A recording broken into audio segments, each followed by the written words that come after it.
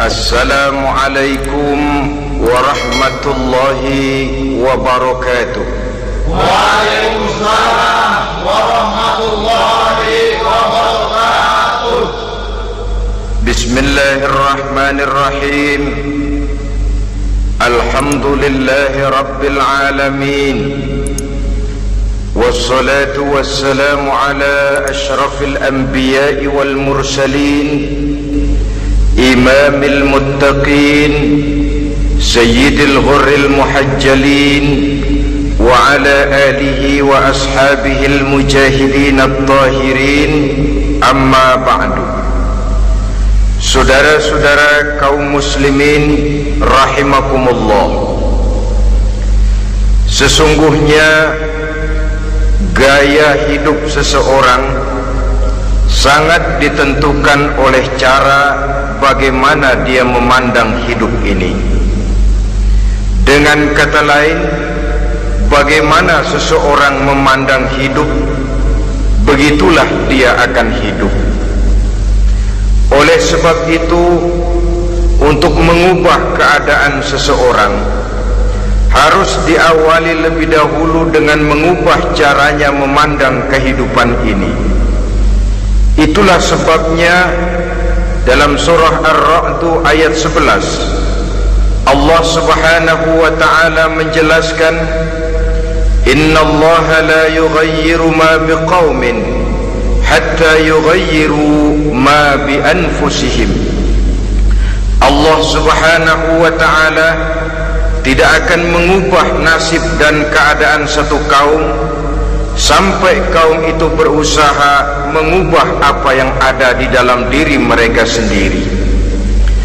Yang ada di dalam diri itu tentu tidak lain adalah rule of thinking, bahasa kerennya state of mind, kata orang Kulon, cara berpikir, cara memandang kehidupan yang akan sangat mewarnai cara orang menjalani kehidupan itu sendiri. Oleh karena itu, pada pertemuan kali ini kita akan membicarakan tentang dasar dan tujuan hidup dari seorang muslim di dalam kehidupan ini. Yang pertama, tentang dasar dan landasan hidup. Seorang muslim tak dapat lain mendasarkan kehidupannya dengan Islam. Di dalam mendasari kehidupan dengan Islam ini, Allah Subhanahu wa ta'ala menuntut, Ya ayyuhalladzina amanu dkhulu fis silmi kafah. Hai orang-orang yang beriman, masuklah kamu ke dalam Islam itu secara total, secara utuh, secara seluruhnya. Jangan separuh-separuh, jangan sepotong-sepotong. Mendasari hidup dengan Islam artinya menjadikan Islam sebagai way of life, sebagai rule of thinking, sebagai state of mind di dalam kita memecahkan problema-problema kehidupan, sehingga tidak satu persoalan hidup yang bagaimanapun kecilnya sekalipun yang tidak tersentuh oleh nilai-nilai ajaran agama Islam ini. Kemudian di dalam mendasarkan hidupnya dengan Islam, ia mempunyai satu keyakinan. Pertama, Islam sebagai dasar hidupnya adalah agama yang sesuai dengan fitrah daripada manusia. Allah Subhanahu wa ta'ala pencipta manusia. Allah Subhanahu wa ta'ala yang menurunkan agama Islam. Oleh sebab itu, tentu saja seluruh konsepsi Islam ini sudah diukur sedemikian rupa sesuai dengan kemampuan yang dimiliki oleh manusia. Secara logika bisa kita katakan, pabrik mobil di Jerman misalnya bikin mobil namanya Mercy. Seiring dengan itu dikeluarkannya buku petunjuk.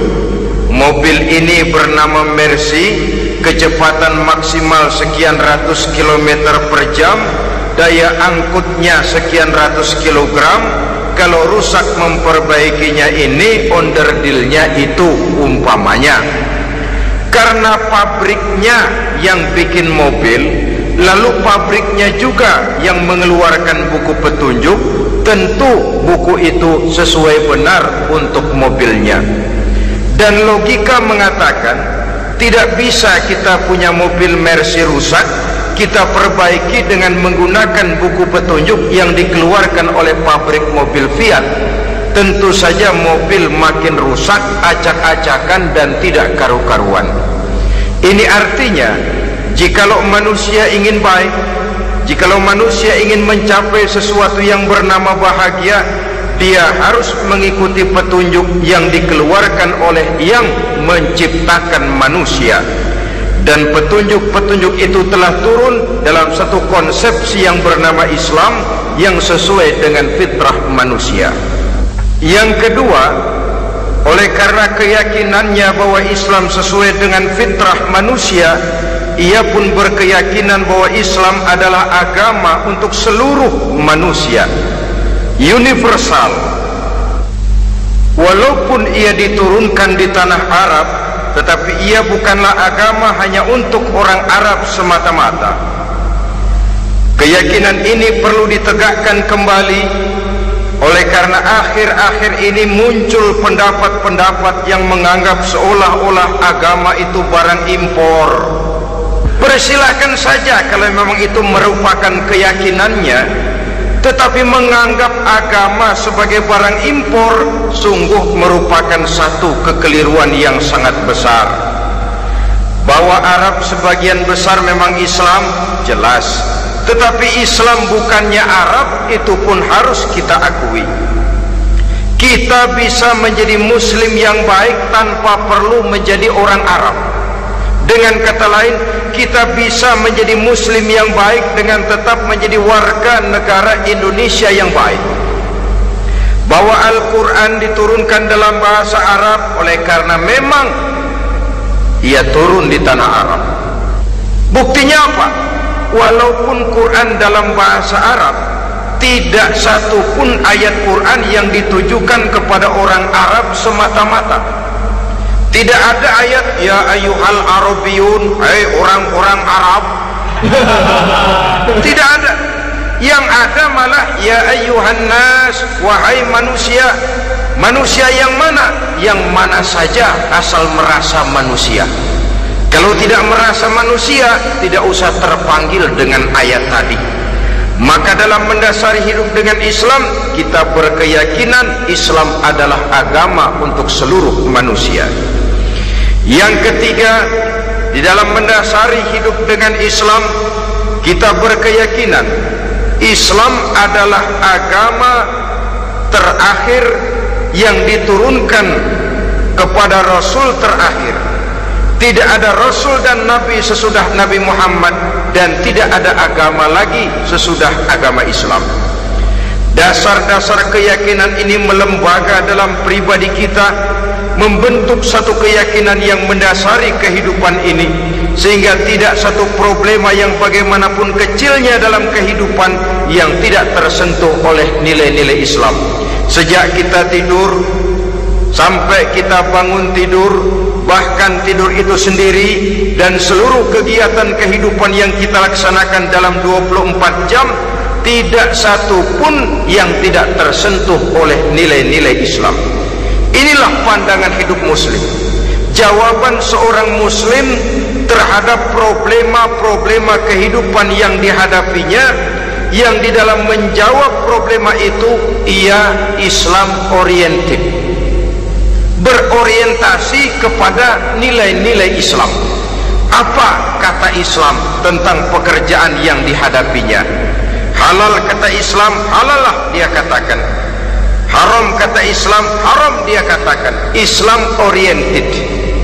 Barometer dalam perbuatannya tidak lain daripada nilai-nilai Islam itu sendiri. Dan kemudian di dalam mendasari kehidupan dengan Islam, ia berkeyakinan Islam adalah satu-satunya agama yang benar. Bahasa kerennya, Islam is the single one, the true religion behind the God. satu-satunya. Keyakinan ini kelihatannya subjektif, tapi memang inilah pokok daripada kehidupan beragama. Saudara-saudara kaum muslimin rahimakumullah, kalau itulah dasar daripada kehidupan kita sebagai muslim, apa yang menjadi landasannya? Kalau dasar hidup kita Islam, maka landasan hidup kita tidak lain adalah Al-Quran dan sunnah Rasulullah sallallahu alaihi wasallam. Dunia penuh dengan orang-orang besar, dan setiap orang-orang besar itu mempunyai ajaran-ajaran yang pernah jaya, pernah dikumandangkan, didengung-dengungkan, naik ke panggung sejarah untuk kemudian tenggelam. Satu ajaran hanya akan langgeng, satu ajaran hanya akan tahan lama apabila dia turun dari sumber yang serba maha. Kalau dia turun dari manusia, maka sifatnya hanya musim. Yang namanya musim, saudara-saudara, namanya musim tidak bisa dilarang, tapi kalau sudah selesai habis sendirian. Itu musim namanya. Musim rambutan, kalau datang musim rambutan, apa bisa dilarang? Gak boleh musim rambutan. Ya tidak bisa, dia akan tumbuh terus. Tapi manakala musimnya habis. Begitulah nasib dari ajaran yang nisbi, relatif dan temporer apabila dia bersumber dari manusia.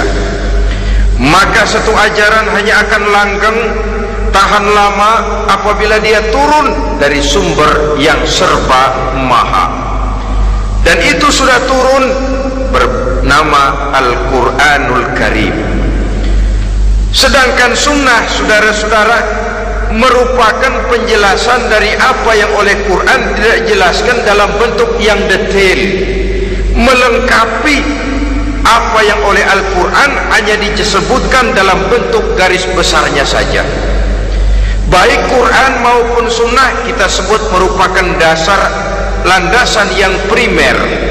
Sedangkan untuk memahami Quran dan sunnah, kita memerlukan pendapat-pendapat orang yang ahli di bidang itu. Dalam hal ini kita sebut saja dengan ulama. Dan ini merupakan sumber yang sekunder dari landasan hidup kita sebagai seorang muslim. Dua rel ini, Quran dan sunnah, merupakan landasan di mana kereta api Islam ini berjalan. Quran dan sunnah. Saudara-saudara kaum muslimin rahimakumullah, oleh karenanya marilah kita menjadikan Quran dan sunnah ini sebagai imam di dalam kehidupan kita. Bukankah Rasulullah sallallahu alaihi wasallam pernah memberikan pilihan, man ja'alal Qur'ana amamahu qadahu ilal jannah, wa man ja'alal Qur'ana khalfahu saqahu ilan nar. Siapa yang meletakkan Quran di depannya, dijadikannya Quran sebagai imam dan dia sebagai makmum, maka Al-Quran akan membimbing dia ke surga. Ya, surga di dunia ini, lebih-lebih lagi surga di akhirat nanti. Sebaliknya, wa man ja'alal Qur'ana khalfahu, siapa yang meletakkan Quran di belakangnya, dia belakangi ajaran dan konsepsi Al-Quran, dia tinggalkan perintah-perintah Al-Quran, maka Al-Quran yang dibelakanginya itu akan mendorong dia ke neraka. Neraka dunia, lebih-lebih neraka di akhirat nanti. Pilihan terserah kita. Jikalau kita mau menjadikan Quran sebagai imam, artinya kita menjadi makmum. Resikonya dimanapun makmum wajib ikut imam. Imam takbir, makmum takbir, imam ruku, makmum ruku, imam i'tidal, makmum i'tidal. Jikalau Quran imam kita dan kita adalah makmum, maka itu berarti jikalau ke barat komando Quran, ke barat kita pergi. Jikalau ke timur kata Quran, ke timur kita menuju. Jikalau halal kata Quran halal kita katakan, jikalau haram kata Quran haram kita ucapkan. Itu resikonya kita menjadi makmum, menyusun pola hidup yang lebih Qurani. Tapi sebaliknya, ke barat komando Quran, ke timur kita pergi, ke utara kata Quran, ke selatan kita menuju. Halal kata Quran malah kita tidak mau melaksanakannya, haram kata Quran kita senang bukan main. Artinya kita mau menjadi makmum dan Quran kita jadikan sebagai makmum, kita sendiri malah mau menjadi imam. Kita paksa konsepsi Al-Quran itu supaya sesuai dengan naluri kemanusiaan kita, mengotak-atik hukum, menghalalkan yang haram, mengharamkan yang halal. Dikala itu landasan hidup kita sudah goyah, tidak lagi sebagai landasan tempat kita bertolak, tetapi malah menjadi satu landasan yang kita injak-injak. Sesungguhnya saudara-saudara, Quran tidak akan membawa berkah, tidak akan menjadi rahmatun wa shifaun lil mu'minin, menjadi penyembuh, menjadi rahmah bagi orang-orang beriman apabila yang kita baca itu kita injak-injak di dalam kehidupan. Upaya menyusun hidup yang lebih Qurani ini seiring dengan usaha kita menjadi warga negara yang baik. Yang saya katakan di awal tadi, tidak saling dan tidak harus saling bertentangan. Jadi dengan demikian, dasar hidup kita sebagai muslim adalah Islam, dan landasan hidup kita tidak lain adalah Al-Quran dan sunnah Rasulullah Sallallahu Alaihi Wasallam. Ini landasan tempat kita bertolak. Ini yang mewarnai gaya kehidupan kita. Apapun yang mau kita lakukan, tempat kita bertanya lebih dahulu Quran dan sunnah. Saya mau melakukan pekerjaan ini, apa kata Quran? Saya mau pergi ke tempat ini, apa kata Quran? Saya mau berusaha dengan mengerjakan perusahaan ini, apa kata Quran? Merupakan landasan daripada kehidupan kita. Ini yang saya katakan tadi, membentuk rule of thinking, state of mind, bahwa gaya kehidupan kita diwarnai oleh landasan hidup yang bertumpu pada ajaran Al-Quranul Karim dan sunnah Rasulullah Sallallahu Alaihi Wasallam. Baiklah ya, ini yang pertama tentang dasar dan landasan hidup. Yang kedua tentang tujuan hidup. Kalau sudah ada landasan tempat kita bertolak, lalu kemana pantai yang akan kita tuju? Mau apa sih kita hidup ini? Berleha-leha, menjalani acara rutin, bangun tidur sampai tidur lagi, kemudian besok begitu lagi, sampai menunggu datangnya sang ajal? Atau ada satu tujuan yang akan kita capai di dalam kehidupan ini? Apabila kita teliti, maka Al-Quran mengajarkan tujuan hidup setiap muslim pada dasarnya ada dua. Pertama, kita sebut saja tujuan jangka pendek. Tujuan jangka pendek itu sasarannya dunia sekarang ini. Bentuknya horizontal, targetnya agar setiap pribadi muslim menjadi rahmatan lil alamin, rahmah bagi lingkungannya. Inilah yang oleh agama dinamakan hablum minan nas, yang isinya adalah ilmu dan peradaban. Jadi dunia dan seluruh isinya merupakan tujuan jangka pendek saja. Untuk mencapai tujuan jangka pendek, dunia dan seluruh isinya, unsur penunjangnya adalah pendidikan, pengalaman, atau nasib. Makin tinggi pendidikan, makin mudah menjangkau hidup. Makin banyak pengalaman, makin mudah menguasai dunia. Atau karena faktor nasib, pendidikannya tidak seberapa, pengalaman pun kadang-kadang dangkal, tapi karena nasibnya lagi hoki, kata orang sekarang, nasibnya lagi bagus, dia naik ke panggung memegang peranan. Faktor yang namanya nasib ini ada, tapi tidak bisa dijadikan sandaran untuk menjangkau dunia dan seluruh isinya.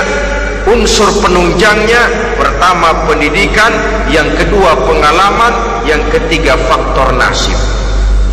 Oleh karena itu, apabila kita ingin mudah mencapai dunia, yang pertama harus kita laksanakan bagaimana menempuh satu pendidikan. Di zaman sekarang orang terangsang untuk hidup dalam pola yang oleh orang-orang priangan disebut hardolin. Saudara tahu hardolin? Itu potongan dari dahar modal ulin. Filsafat hidup yang pakaian mau bagus, makan mau enak, kerja nggak mau. Akhirnya jadilah dia penghayal kelas berat, tukang-tukang ngelamun kelas tinggi.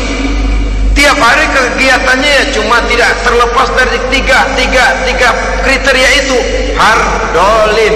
Pokoknya kalau sudah dahar modal ulin, besok ya begitu lagi pola dari dimana orang pakaian mau bagus, makan mau senang, duit mau punya, kerja tidak mau.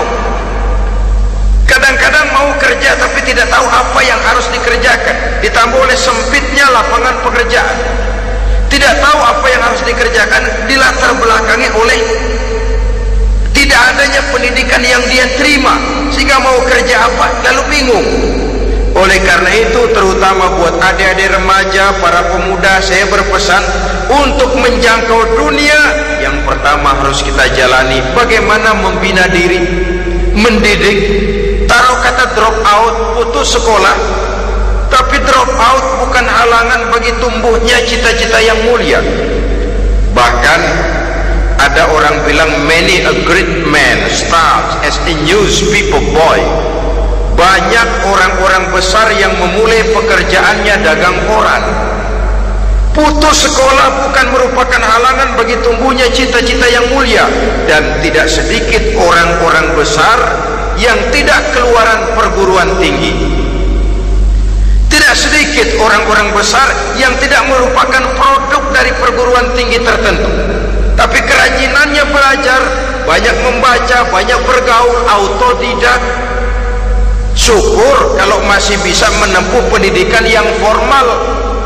Kekurangan ekonomi, kemiskinan keluarga jangan menjadi penghalang bagi tumbuhnya cita-cita yang tinggi untuk menempuh karier pendidikan yang baik. Ini memang pahit, tapi bagaimanapun kata orang, lebih baik makan singkong beneran daripada makan roti ngimpi. Artinya jikalau memang perlu, lebih baik sekolah sambil dagang koran, nyemir sepatu, parkir mobil, daripada hardolin itu tadi. Tanpa prospek hari depan yang ada artinya. Dan pendidikan memang merupakan sesuatu yang baik, tapi tanpa ini rasanya kita akan sulit untuk menjangkau dunia, tersisih di pojok-pojok kehidupan.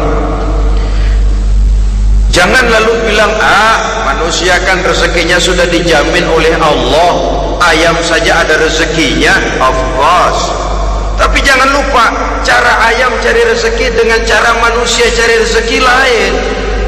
Kalau ayam cari rezeki dari tahun atu, modalnya cuma ceker sama patok. Kalau ayam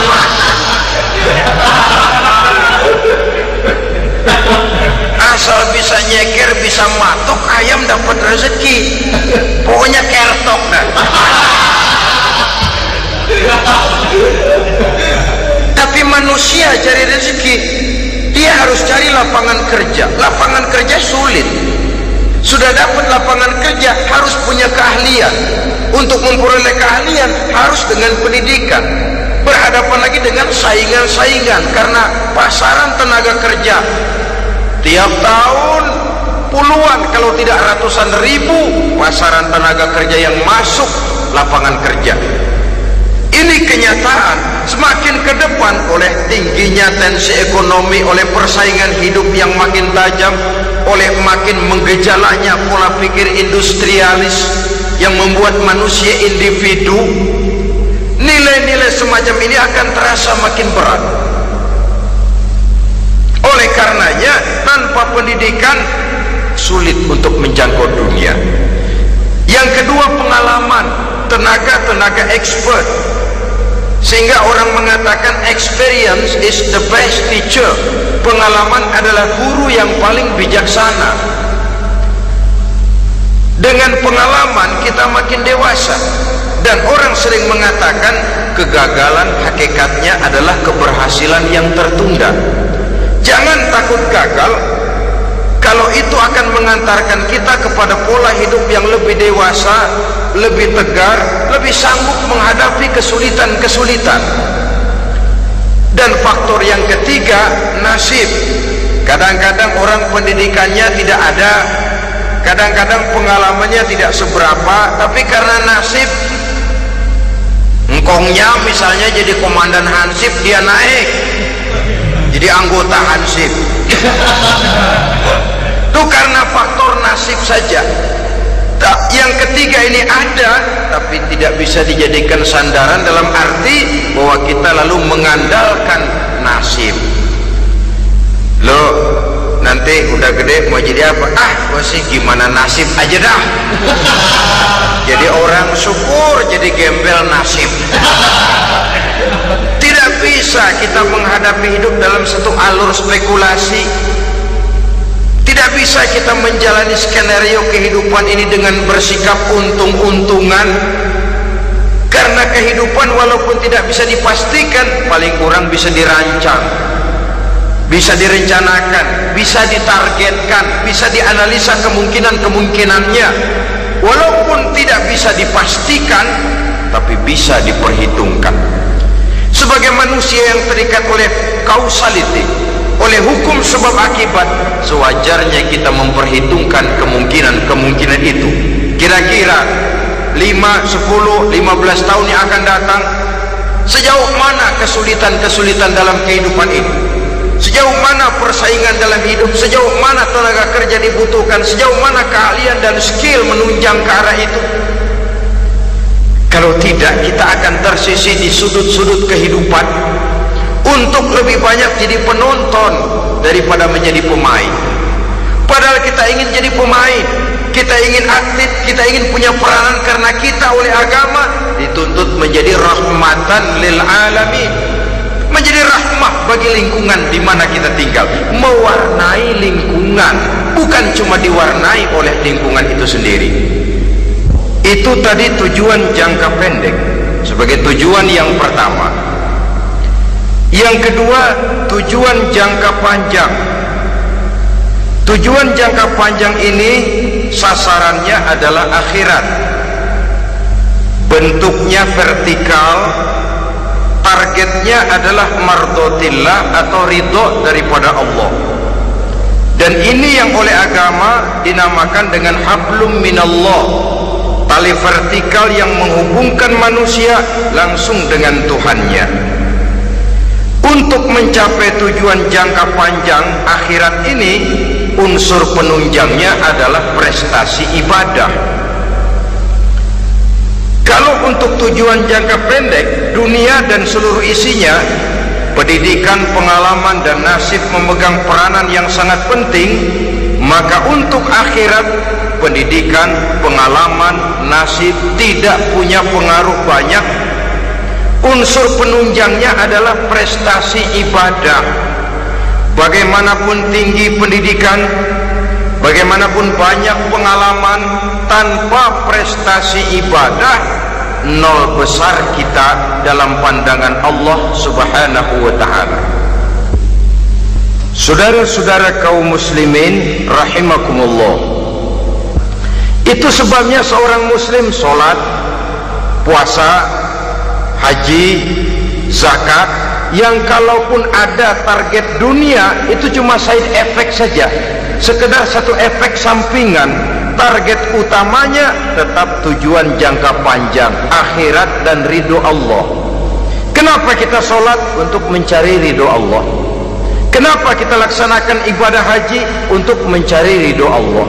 Kita bangun di keheningan malam untuk mencari ridho Allah. Kalau ada akibat dunia, itu cuma akibat sekunder saja.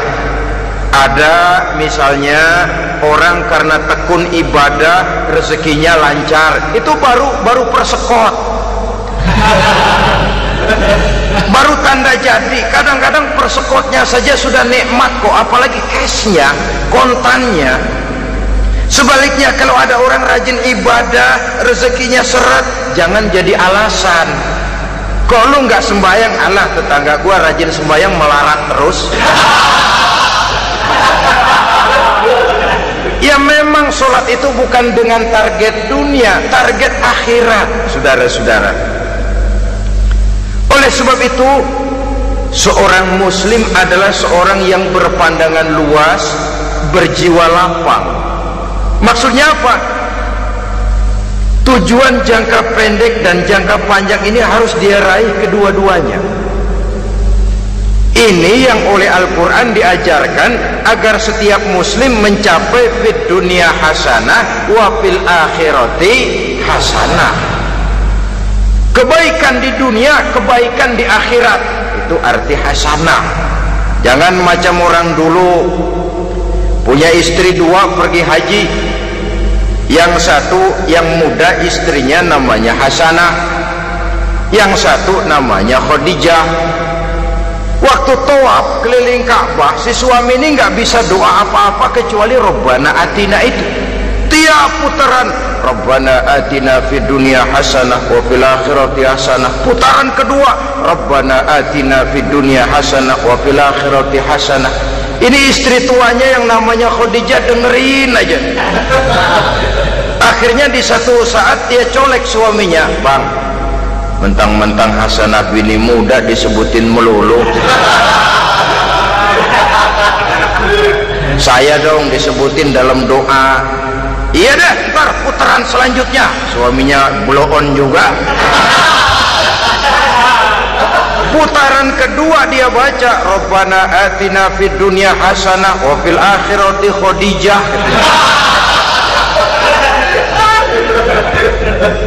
Saudara-saudara, itu makna refleksi daripada doa tadi itu, doa sapu jagat. Kita ingin fid dunya hasanah wa fil akhirati hasanah. Tujuan jangka pendek dunia tercapai, tujuan jangka panjang akhirat dan ridho Allah juga tergapai. Oleh sebab itu Al-Quran menjelaskan, wabtaghi fima atakallahu ad-daral akhirah wa la tansa nasibaka minad dunya. Dengan karunia yang diberikan Allah kepadamu, carilah bahagia akhirat. Wa la tansa nasibaka minad dunya, tetapi jangan lupakan bagianmu dalam kehidupan di dunia ini. Cari akhirat, utamakan akhirat dengan tidak usah melupakan jatahmu di dunia. Kenapa saya katakan seorang muslim berjiwa besar?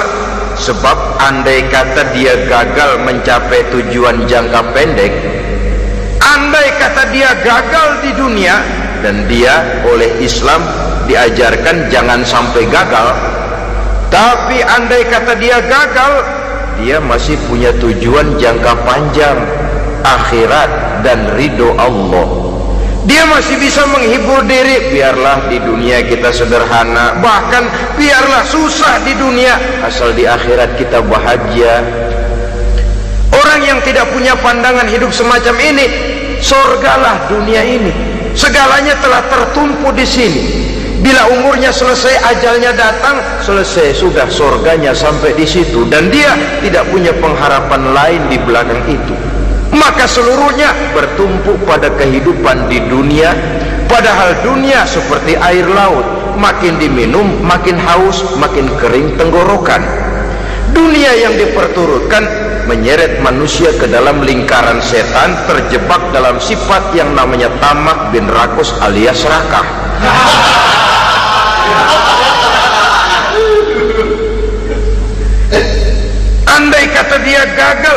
tujuan jangka pendek, dia masih punya tujuan jangka panjang, akhirat. Dia masih sanggup berkata, biar di dunia kita sederhana, bahkan biar kebelangsak sengsara susah di dunia, asal di akhirat kita bisa bahagia. Kan masih ada harapan. Yang paling bangpak, paling rusak betul, sudah di dunia sengsara, di akhirat celaka. Jadi dunia rumahnya gubuk, pinggir kali miring, asal hujan bocor, utang selebar warung. Bayang kagak, ngaji enggak, puasa enggak, saban malam merit mulu. Saudara hadirin yang saya hormati, lalu kapan mau bahagia kalau sudah di sini susah, di sana akan susah juga. Ini yang pertama, seorang muslim, seorang yang optimis, berjiwa besar, luas pandangan. Kegagalan dia dalam jangka pendek tidak menyebabkan dia melupakan tujuan jangka panjang. Yang kedua, positifnya apa? Cara dia mencapai tujuan jangka pendek diwarnai oleh keyakinan adanya tujuan jangka panjang. Dia memang benar cari harta, tapi karena dia yakin ada akhirat, Allah ridho apa tidak. Ini positifnya. Saya memang cari duit, tapi dengan cara ini Allah ridho apa tidak. Saya memang ingin berpakaian yang rapi, tapi dengan tidak menutup aurat begini, Allah ridho atau tidak. Saya memang bergaul menghormati teman, tapi terjebak dalam minuman keras karena menghormati teman, Allah ridho apa tidak. Ini orang yang punya tujuan jangka panjang. Segalanya diberikan bingkai dengan pertanyaan, Allah ridho atau tidak. Keyakinannya terhadap tujuan jangka panjang mewarnai gaya hidupnya di dunia ini, mencapai tujuan jangka pendek tadi. Mau minum, Allah ridho apa enggak ini? Mau makan, yang saya makan Allah ridho apa enggak ini? Pendeknya apapun yang mau dia kerjakan, karena dia punya keyakinan tujuan jangka panjang, dia selalu menimbang terhadap ridho Allah tadi. Jadi tanpa prestasi ibadah, kita nol besar dalam pandangan Allah. Ini nilai manusia yang hakiki di sini. Ini makna inna akramakum indallahi atqakum. Di akhirat nanti kan tidak pernah akan disidang, kamu pendidikan setinggi apa? Tidak. Gelarmu berapa renteng? Profesor, doktor? Tidak. Akhirat hanya menyidang kau sholat atau tidak, kau puasa atau tidak, kau zakat atau tidak. Diberikan kamu harta yang banyak, dari mana kau dapat, kemana kau belanjakan. Prestasi ibadah itu yang ditanya. Setinggi apa pendidikan, sebanyak apa pengalaman, no problem, tidak jadi masalah di akhirat itu. Prestasi ibadah itu yang akan kita persembahkan di hadapan Allah. Itu makna inna akramakum indallahi atqakum. Kerbau dinilai dari dagingnya, makin gemuk makin mahal harganya. Tapi ada perkutut lebih mahal dari kerbau. Perkutut itu mahalan mentahnya loh daripada matangnya. Karena harga perkutut pada suaranya. Lalu di mana harga manusia yang paling gemuk? Tidak. Suaranya, oh kalau manusia dinilai dari suaranya, barangkali Madonna nomor awal masuk surga itu. Hanyalah dengan prestasi ibadah kita bisa mencapai tujuan jangka panjang, akhirat dan ridho Allah. Nah baiklah ya, kalau sudah jelas bahwa kita punya dua tujuan jangka hidup, jangka pendek dan jangka panjang, bagaimana Islam mengajarkan kita meraih dua ini? Pada prinsipnya Islam mengajarkan sistem keseimbangan. Dalam berbagai aspek kehidupan, keseimbangan ini nampak dengan nyata diajarkan oleh agama kita. Seperti ayat yang saya bacakan tadi, dengan karunia yang diberikan Allah kepadamu, cari negeri akhirat, tapi jangan lupakan bagianmu di dunia ini. Dalam bentuk yang lebih nyata, bekerjalah untuk duniamu seolah kau akan hidup buat selamanya, tapi bekerjalah buat akhiratmu seolah kau akan mati besok. Manifestasinya dalam kehidupan, misalnya orang kaya diperintah membantu yang miskin, tapi orang miskin dianjurkan berusaha. Jangan mengandalkan hidup kepada yang kaya, seimbang. Kamu kaya, betul Pak, bantu yang miskin. Kamu miskin, iya Pak, berusaha, seimbang. Tuan rumah diwajibkan menghormati tamu, tamu diwajibkan tahu diri, seimbang. Jadi bagaimana kalau sudah kita bekerja di sawah, di ladang, di pasar, di kantor, anggap kita akan hidup selamanya agar timbul gairah kerja. Tapi kalau sudah sholat, anggap kita akan mati besok supaya timbul khusyuknya. Nah, titik tekannya di mana? Stresnya itu. Walaupun Islam mengajarkan sistem keseimbangan, tapi Al-Quran tetap menggarisbawahi walal akhiratu khairul laka minal, bahwa bagaimanapun seimbangnya, akhirat itu lebih utama daripada dunia. Bagaimana implementasinya? Kata orang-orang tua, kalau kita menanam padi, rumput pasti tumbuh, tapi nanam rumput jangan mimpi tumbuh padi. Maksudnya apa? Kalau satu perbuatan kita niatkan karena Allah, dunianya pasti ikut.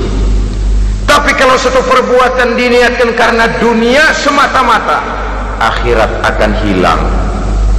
Sebab itu, biasakanlah berbuat sesuatu baik untuk tujuan jangka pendek, lebih-lebih untuk tujuan jangka panjang, dengan motif lillahi ta'ala. Jadi saya ulangi, satu perbuatan kalau sudah diniatkan karena Allah, dunia biasanya ikut.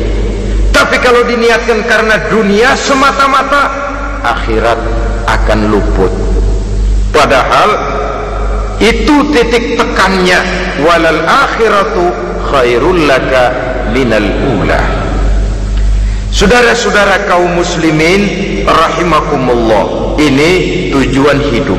Jadi landasan tempat kita bertolak sudah jelas, pantai yang akan kita tuju dalam kehidupan ini juga sudah nyata. Kita ingin mencapai apa yang dinamakan fid dunya hasanah wa fil akhirati hasanah. Untuk itu perlu ada keseimbangan, tetapi titik tekannya tetap akhirat lebih utama daripada kehidupan dunia ini. Sekarang kalau sudah ada dasar hidup, sudah ada tujuan yang akan kita capai, tentu harus ada alat untuk mencapainya. Semuanya perlu sarana. Bahkan pada hakikatnya dalam kaidah usul fikih, para ulama mengajarkan lil wasail hukmul maqasid. Sarana dan tujuan hukumnya sama. Ini mestinya mendidik umat Islam jadi pinter. Jangan cuma berpikir melaksanakan satu pekerjaan, tapi juga berpikir menciptakan sarana untuk terwujudnya pekerjaan itu. Misalnya umat Islam wajib pergi haji kalau mampu, kan begitu toh? Kalau dia umat Islam Indonesia, tentu pergi hajinya ke Mekah. Mekah, Jeddah, Mekah, Indonesia perlu sarana angkutan untuk sampai ke sana. Kapal laut, kapal udara. Artinya umat Islam harus maju di bidang teknologi, bisa menciptakan pesawat, bisa menciptakan kapal laut, sarana yang akan menyampaikan dia untuk bisa melaksanakan ibadah haji. Selama ini kita bertumpu kepada pemikiran, pokoknya kan yang penting gue pergi haji pakai apa, kayak gue punya duit. Dari segi pribadi memang barangkali begitu, tapi sebagai umat yang harus mencapai kemajuan, apabila diperintahkan melaksanakan sesuatu, kita pun hakikatnya dituntut menciptakan sarana untuk menunjang pelaksanaan sesuatu itu sendiri. Agama mengajarkan an-nazafatu minal iman, kebersihan sebagian daripada iman. Siapa yang menciptakan mesin cuci, sabun-sabun keras, deterjen, rinso dan lain sebagainya? Siapa yang menciptakan air condition, pembersih ruangan? Kita hanya berpikir pokoknya kan bersih, mau pakai apa kek. Kita jarang yang berpikir kepada pewujudan teknologi modern untuk menerjemahkan hadis itu. Syukurlah belakangan ini sudah muncul teknokrat muslim yang dijiwai oleh semangat Al-Quran, membuka tabir rahasia konsepsi Islam di lapangan teknologi modern, yang makin lama makin menunjukkan tuntutan kebutuhan daripada umat itu sendiri. Dengan demikian, apabila ada tujuan hidup, kita memerlukan alat untuk mencapai tujuan tadi. Supaya tujuan fid dunia hasanah wa fil akhirati hasanah tercapai, apa alat yang harus kita pakai? Kita lihat surah At-Taubah ayat 111 memberikan jawaban. Innallaha ashtara minal mu'minina anfusahum wa amwalahum bi anna lahumul jannah. Sesungguhnya Allah telah membeli dari orang-orang beriman diri mereka, harta mereka, bahwa sesungguhnya bagi mereka adalah surga. Coba kita simak ayat ini sejenak, akan nampak dengan jelas bahwa ayat ini hakikatnya merupakan satu transaksi yang nyata benar antara kita dengan Allah. Transaksi jual beli sudah terjadi, dan itu langsung dengan Allah, tertuang dalam pernyataan Quran. Pembeli Allah, penjual kita orang-orang beriman, dagangannya adalah anfus dan amwal, harganya adalah surga. Itu sudah tanda tangan pernyataan kita siap jual beli ya Allah. Apalagi baiat kita apa? Inna solati wa nusuki wa mahyaya wa mamati lillahi rabbil alamin. Solatku, ibadahku, hidup dan matiku cuma untuk Allah, Tuhan seluruh sekalian alam. Minimalnya 5 kali sehari semalam baiat ini kita ulang dan kita ulang. Kenapa lalu kita tidak konsekuen? Dalam konteksnya dengan persoalan, maka alat hidup kita itu ada 2. Pertama, anfus. Ini bentuk mufrad dari jamaknya, bentuk jamak dari mufrad nafsun. Biasa diterjemahkan dengan diri. Yang dimaksud dengan diri adalah kepribadian. Yang dimaksud dengan kepribadian ialah kekayaan yang kita miliki dalam kepribadian kita. Artinya bisa tenaga, pikiran, konsep, gagasan, wewenang, ide, pangkat, jabatan, kemampuan, keahlian, skill, itu semuanya masuk ke dalam anfus, diri. Sedangkan amwal bentuk jamak dari mufrad malun, biasa diterjemahkan dengan harta. Pengertian di sini ialah seluruh bentuk-bentuk materi yang berada di bawah kekuasaan kita. Bisa rumah, bisa uang, bisa tanah, bisa kebun, bisa pabrik, bisa peternakan, itu semuanya amwal. Nah, baik anfus maupun amwal, diri, tenaga kek, pikiran kek, harta kek, pangkat kek, jabatan kek, wewenang kek, keahlian kek, untuk tujuan jangka pendek harus jadi rahmah bagi lingkungan. Untuk tujuan jangka panjang harus menunjang jalan menuju ridho Allah. Jadi kalau pangkat kita menjauhkan kita dari ridho Allah, itu bukan nikmat tuh, azab. Punya pangkat bukan melakukan kebaikan, malah melakukan kejahatan, setidak-tidaknya berdiri di belakang kejahatan, melindungi perbuatan-perbuatan munkar. Dalam kelas kakap melindungi korupsi, dalam kelas teri jadi backing tukang koprok. umpamanya itu sudah menyalahi. Alat tidak digunakan untuk mencapai tujuan, itu untuk tujuan jangka pendek. Lalu amwal harta, uang, tanah, rumah, kebun untuk tujuan jangka pendek harus menjadi rahmah bagi lingkungan.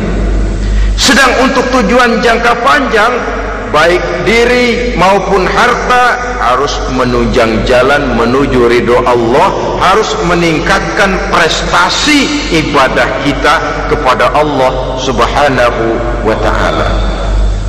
Malah yang namanya amwal ini tanggung jawabnya lebih berat loh saudara. Kalau saudara diberikan ilmu, sidang akhirat cuma satu, ilmumu kau amalkan untuk apa? Saudara diberikan umur panjang, pengadilan akhirat cuma bertanya satu, umurmu kau habiskan di mana? Tapi saudara diberikan harta, pertanyaan akhirat dua, hartamu kau dapat dari mana? Kau belanjakan kemana? Dari mananya dan kemananya ditanya, depan belakang.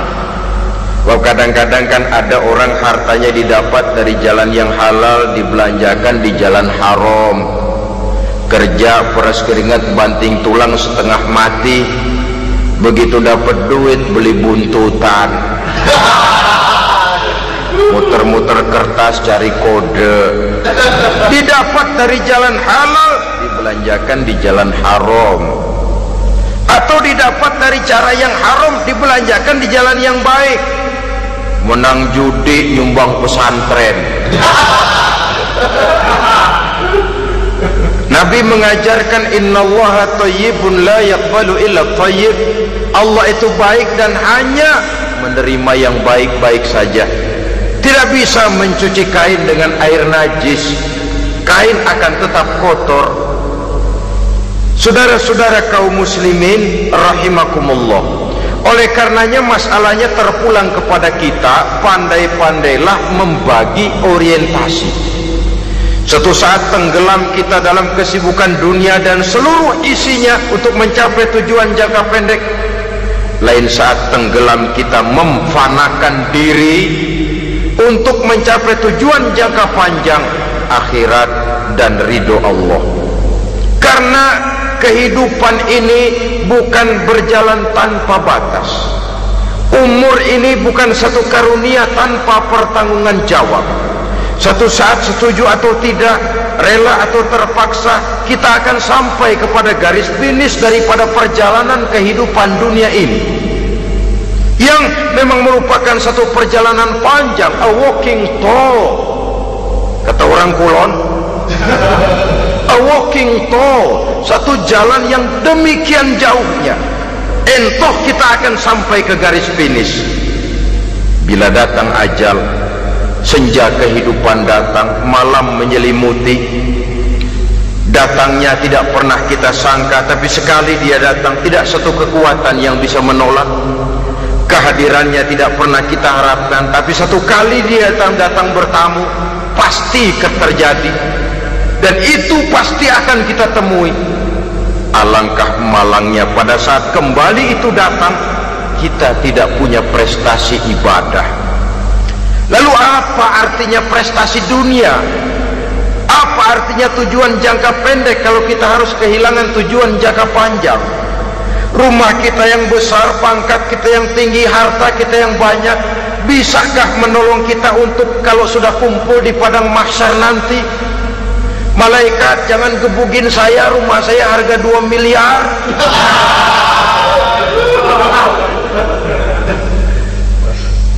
Sudahlah malaikat, damai saja, itu Rolls Royce saya. Pakai saja malaikat, pakai. Kata malaikat, gue budak, gue nggak butuh gituan. Hanya prestasi ibadah yang bisa menyelamatkan kita pada kondisi semacam itu. Jadi oleh karena itu saudara-saudara, biar di dunia ini rumah kita besar, mobil bagus, uang banyak, pabrik ada, usaha lancar, asal di akhirat masuk surga aja, gak apa-apa. Daripada di dunia sengsara, di akhirat neraka, senangnya kapan? Sudah di sini sengsara, di sana kebelangsak. Itu yang orang-orang tua bilang lacur kuda namanya. pelan dipecut, kenceng digentak, setengah mati, serba salah. Kuda kalau bisa ngomong, gue setengah mati, serba salah.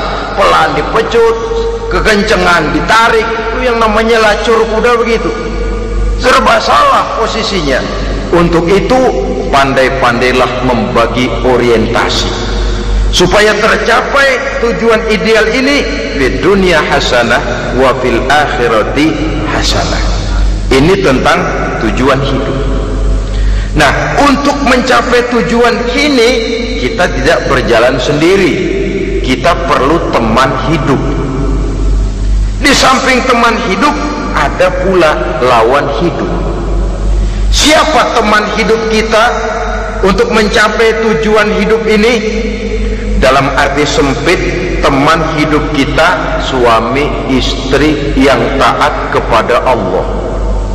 Suami istri lebih dari sekedar satu pasangan, juga saling melengkapi, merupakan bagian daripada kehidupan.